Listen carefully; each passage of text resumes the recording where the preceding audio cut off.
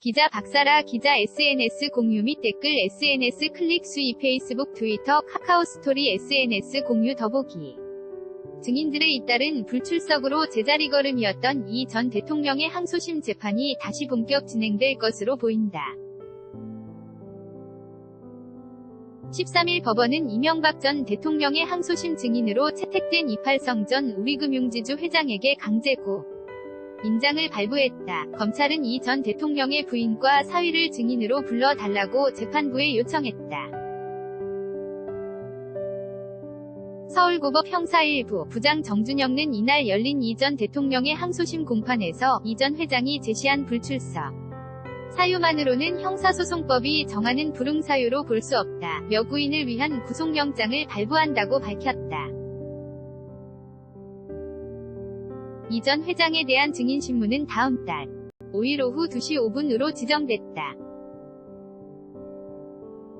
다스 자금 횡령과 뇌물수수 의혹을 받고 있는 이명박 전 대통령이 석방 일주일 만인 13일 오후 항소심 재판에 출석했다.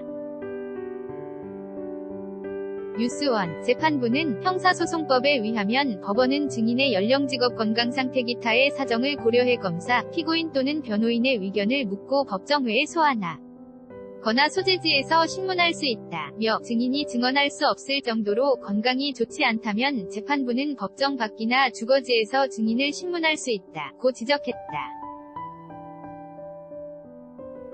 피고인 앞에서 진술하기에 불안감이 든다는 이 전 회장의 입장에 대해서도 형사소송법상 비디오 등 중계 장치나 피고인을 만나지 않는 방법으로 증인 신문을 할 수 있다. 고 반박했다.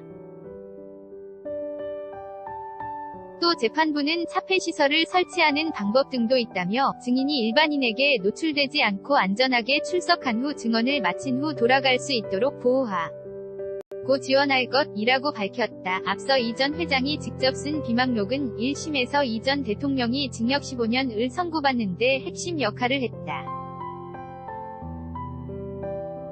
이 비망록에는 이 전 회장이 인사청탁을 위해 이 전 대통령 측에 뇌물을 제공한 정황과 심경 등이 담겨있다. 항소심이 시작되자 이 전 대통령 측은 비망록 내용이 허위라며 이 전 회장을 증인으로 법정에 불러줄 것으로 요청했지만 패문부재, 문이 잠겨있고 사람이 없음로 증인 소환장이 전달되지 않아 실패했다. 이 전 대통령 측은 김백준 전 청와대 총무기획관, 이학수 전 삼성 부회장 등 자신에게 불리한 증언을 했던 이들에 대해서도 증인 신문을 요청했지만 같은 이유로 이뤄지지 않았고 재판은 공전 상태에 들어갔다. 이명박 전 대통령이 13일 바람이 부는 가운데 항소심 재판에 출석하고 있다. 연합뉴스 검찰은 이 전 대통령의 부인 김윤호 여사와 사위 이상주 변호사를 증인으로 신청했다. 검찰은 김 여사는 이 전 회장으로부터 5천만 원을 받아 양복대금을 대납하겠다는 말을 들은 당사자이고 이 변호사는 이 전 회장이 피고인에게 제공한 거액의 자금 수수에 지속적으로 관여했다. 며 이들에 대한 증인신문 필요성을 강조했다. 이에 변호인단은 증언 거부권을 갖고 있는 친족 2명만 증인으로 신청한 이유에 대해 상당한 위화심과 유감이 든다. 며 반발했다. 재판부는 이 전 회장의 증인신문을 마친 후 이들의 증인 채택 여부를 결정하기로 했다. 이날 공판은 이 전 대통령이 보석으로 석방된 후 처음으로 열린 재판이었다.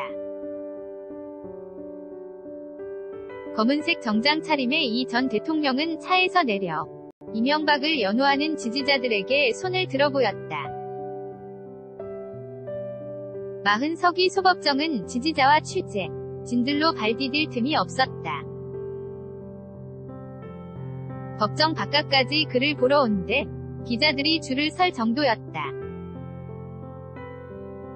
재판부는 14일 이 전 대통령이 보석 조건을 준수하고 있는지 검찰과 변호인, 경찰 관계자 등을 불러 점검회의를 연다. 15일에는 원세훈 전 국정원장 등에 대한 증인신문이 예정돼 있다. 재판부는 각 증인마다 구인을 위한 구속영장 발부 조건이 갖춰졌는지 검찰 측의 의견을 수렴해 구인장 발부 여부를 결정하겠다고 밝혔다.